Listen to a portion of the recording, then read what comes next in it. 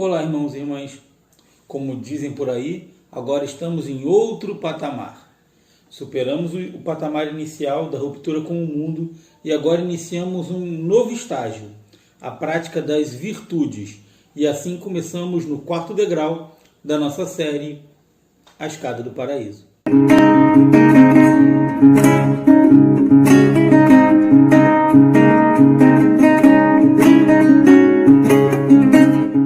Convém que tratemos agora dos guerreiros. Assim São João Clímaco começa o quarto degrau. Nós estamos iniciando agora uma nova etapa, que é a prática das virtudes e logo adiante a luta contra as nossas paixões. Mas para que a gente possa superar e vencer as nossas paixões, a gente precisa antes de uma virtude muito importante, que é a virtude desse quarto degrau, a virtude da obediência. Obedecer a Deus e reconhecer que os seus mandamentos são para nós ordens úteis para a nossa santidade. Então vamos refletir com a palavra de Deus. Em Deuteronômio 10, a partir do versículo 12. E agora, ó Israel, o que pede a ti o Senhor teu Deus, senão que o temas, andando nos seus caminhos, amando-o e servindo de todo o teu coração e de toda a tua alma, observando os mandamentos do Senhor e suas leis, que hoje te prescrevo, para que sejas feliz. Vê, ao Senhor teu Deus pertencem os céus e os céus dos céus, a terra e tudo que nela se encontra. Pois bem, amados, a exortação à obediência que a palavra nos traz é muito clara. Os mandamentos não foram escolhidos à bel vontade de Deus para nos impor alguma ordem ou para satisfazer uma vontade autoritária de Deus. Não, a palavra nos diz muito clara: o que hoje te prescrevo para que sejas feliz. Então, quando a gente obedece a Deus, nós estamos obedecendo a esses mandamentos porque a partir da obediência desses mandamentos nós somos felizes. Essa é a prática da virtude da obediência. Obedecemos a Deus porque sabemos que o que Ele tem para nós é muito superior à nossa vontade e muito melhor para nós. Quem é pai e mãe certamente já falou isso para os seus filhos, né? Eu sei o que é melhor para você. Ou quem não é pai e mãe, mas como filho certamente já ouviu o pai e a mãe dizendo isso. Eu estou dando essa ordem porque eu sei que é melhor para você. É exatamente assim que Deus age conosco, como filhos. Um pai sempre cuidadoso, sempre zeloso, sempre amoroso, mas que nos dá ordens porque é melhor para nós. É um Deus que nos ama tanto que estabeleceu para nós leis que servem para que a gente possa ser feliz. É como um manual. Quando a gente lê os 10 mandamentos, por exemplo, a gente lê ali uma lista de ordens que Deus nos dá. Mas se você parar para olhar, estudar, interpretar mandamento por mandamento, o que você vai ver ali, na verdade, são orientações, um manual de santidade que Deus nos propõe. A lei não é para ser um peso sobre nós, não é para ser algo que nos massacre, que nos impeça de caminhar. Pelo contrário, a lei é para ser para nós um orientador, um caminho que a gente deve seguir. E por isso a obediência é uma virtude tão importante a gente praticar nesse momento, porque se eu a partir de agora vou lutar contra as paixões, eu preciso entender quais são os meus desejos que confrontam, que são contrários à vontade e à lei de Deus. Essa autoridade que Deus exerce sobre nós, e aí é importante a gente entender a diferença de autoridade para autoritarismo. A autoridade que Deus exerce sobre nós é uma autoridade de amor. Ele nos ama e na sua autoridade, com a sua autoridade, ele nos orienta. Ele nos dá um caminho a seguir. O autoritário, o ditador, ele faz pesar sobre nós uma lei que é pela vontade dele e que pouco quer saber do quanto aquilo nos atinge, do quanto aquilo interfere na nossa vida. O autoritário, ele nos determina normas que são, na verdade, resultado apenas da vontade do autoritário, sem que aquilo tenha absolutamente nada a ver conosco. A autoridade, pelo contrário, ela orienta o caminho, ela ordena o caminho para que a gente possa dar passos seguros e firmes. Nesse caso, passos seguros e firmes numa vida de santidade rumo ao céu. Mas há outras autoridades também, e São João Clímaco detalha isso de maneira muito pormenorizada no livro, que são as outras autoridades constituídas que também servem para nos levar a Deus, para nos levar ao céu. As autoridades são, desde quando somos pequenininhos, os nossos pais. E por isso temos lá o mandamento honrar pai e mãe.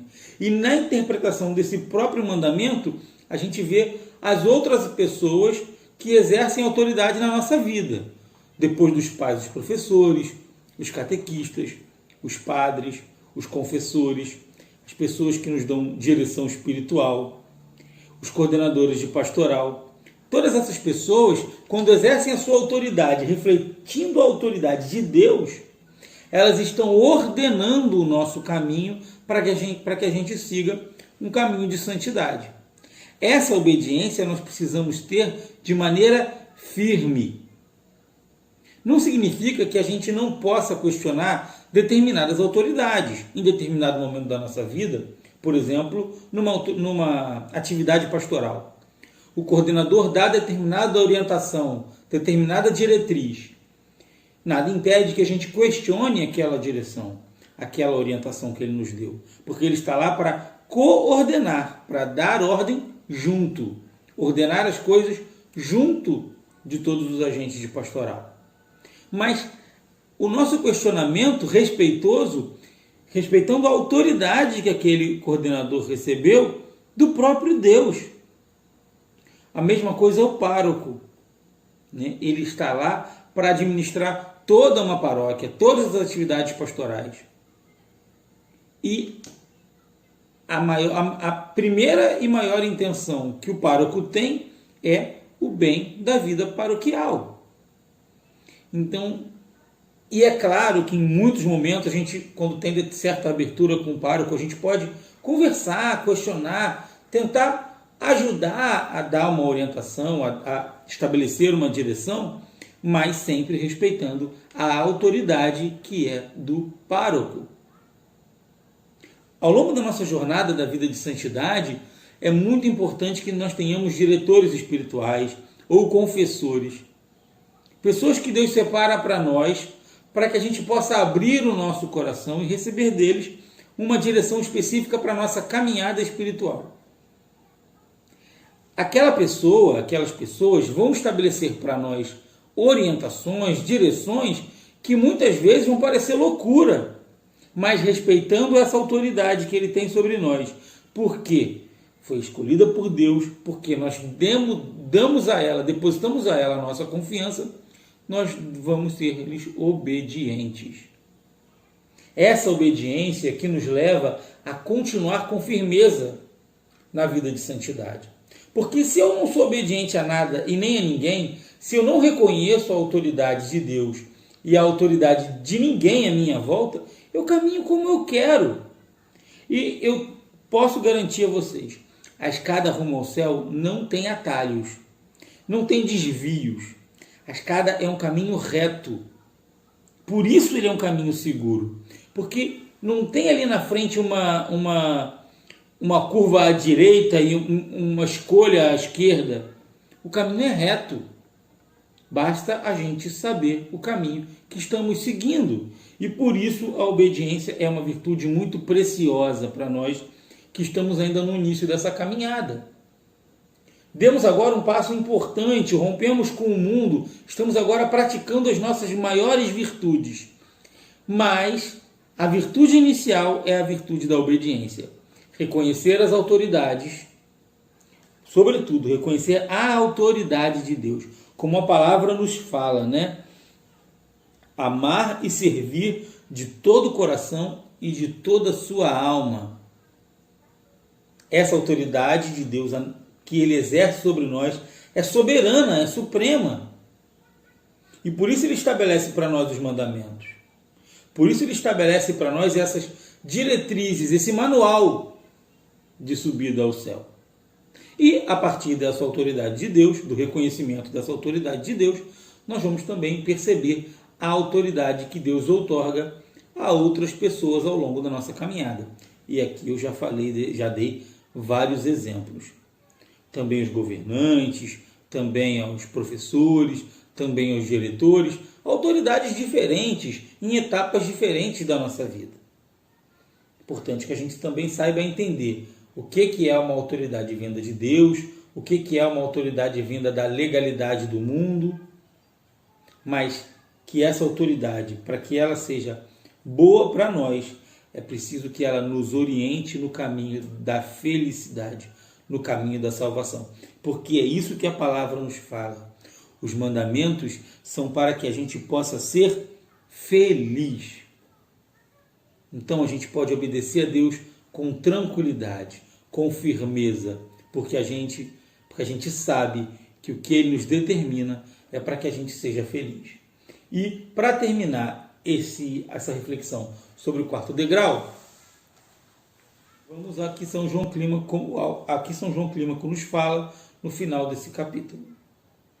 Continuai assim, atletas irmãos, e direi mais uma vez, continuai correndo enquanto ouvis o clamor da sabedoria, como ouro na fornalha, ou melhor, numa comunidade, o Senhor vos provou, e como uma hóstia de holocausto, Ele vos recebeu. A Ele a glória e o domínio eterno, com o Pai eterno e o santo e adorável Espírito. Amém. Este degrau é igual em número aos evangelistas. Atleta, continua a correr e não temais.